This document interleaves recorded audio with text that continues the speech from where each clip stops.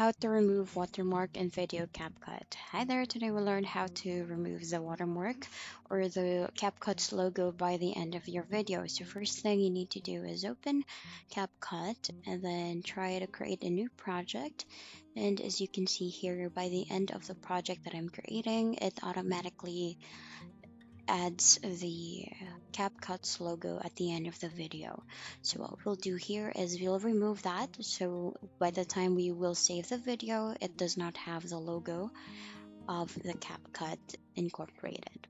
So what we can do here is that from the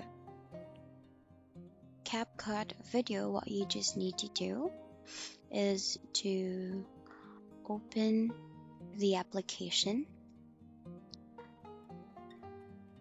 Then you just need to go into the gear icon that's on the left upper right corner of the screen, and you can see add default ending. You just need to toggle that off and click on discard, and by the time you'll create a new project, you will see that it no longer has the CapCut ending on the video or the project that we are creating.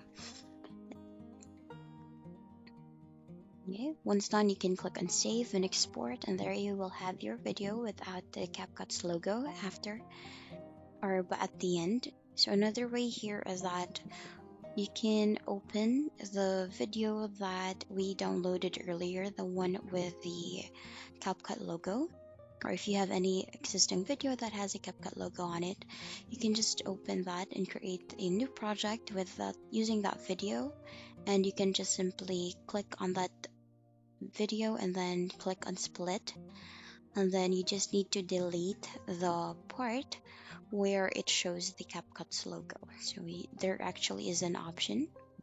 Click on the second clip, and then there on the lower part of the screen you will be able to see the option to delete, and then there you have it. The logo of CapCut or the watermark has now been deleted, so you can save it and export the video without the CapCut's watermark. And that's the end of the video. Thank you so much for watching. Bye.